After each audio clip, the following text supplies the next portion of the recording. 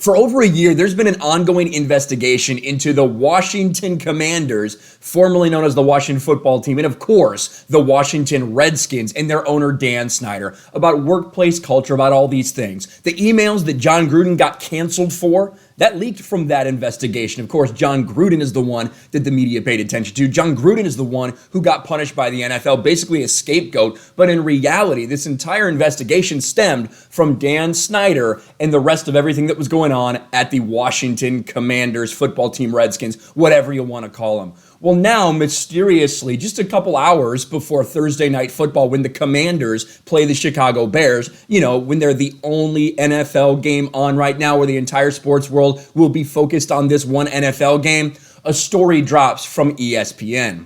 Sources: Commanders boss Snyder claims dirt on NFL owners and Roger Goodell. Now, this is a combination of a lot of different people that wrote part of this article. It is extremely long. A lot of it rehashes other things. A lot of it talks like straight up political about Dan Snyder. We do have a summed up version right here, which we are going to look at from Yardbarker. Report: Dan Snyder has dirt on other NFL bosses if forced out. They can't fuck with me. A new report claims the Washington Commanders boss, Dan Snyder, is ready for a showdown if he's forced out of ownership because he claims he has damning information on other owners and the league's commissioner. Would anybody be surprised if this was the case?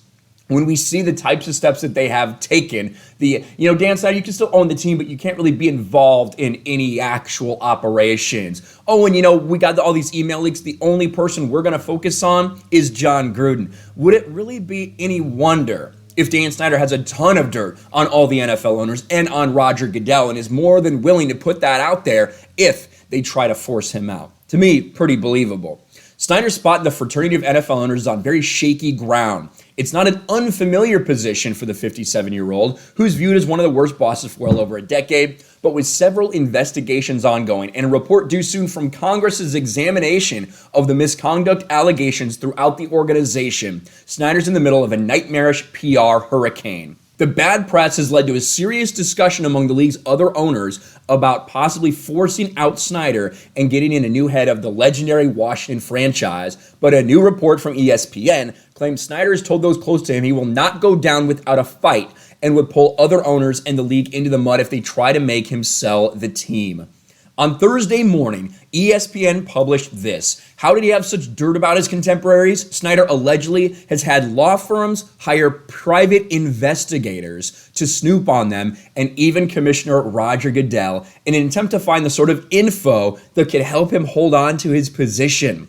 Other owners and the NFL are aware of this fact, and that's believed to be part of the reason why he's not been pushed out already. Owners around the league are worried about reprisals from Snyder and an information dump of what his investigators may have discovered. They can't fuck with me, Snyder allegedly told one associate recently in regards to the dirty details he has. Here's the quote. Several owners say they see the threats about damaging dossiers as a desperate tactic intended to scare owners from voting to remove Snyder. He's backed into a corner, says a veteran owner who says he's aware Snyder has gathered dirt on some owners. He's behaving like a mad dog cornered.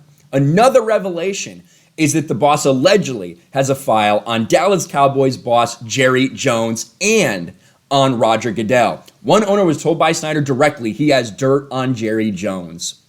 Now, the timing of this is no coincidence. The timing of this right before, essentially in the morning of a day in which the Washington football team and the Chicago Bears are playing on Thursday Night Football. They're the only thing to talk about in terms of NFL. This is going to dominate the headlines all the way leading up to that game. They're probably going to have to talk about that during the game as well. It's exactly what the media, ESPN, who reported this, wanted. That doesn't necessarily make it true or false or whatever. That's just the reality. That's what these fucking scum in the media do. They'll get a story and they'll hang on to it until the opportune time to put it out there for maximum visibility, as opposed to put it out when they actually get a hold of this information. But interested to know what you guys think. It would not surprise me if this is what Dan Snyder was doing. When you look at what they tried to do to Dan Snyder, they did try to force him out. They tried to put all the onus for all this stuff going on in the organization directly on him and make him try to take the blame for it. Is he a part of it? For sure. Is he the only part? Absolutely fucking not. And I think it's kind of laughable that they did try to make him that fall guy. It's certainly going to be interesting, especially if this motivates anybody that does have info on stuff to come out with more of it. Who knows? But let me know what you guys think about this crazy fucking story in the comments below. Smash a like button, subscribe to the channel, ring the bell for notifications, share this video out there, and I'll talk to you later.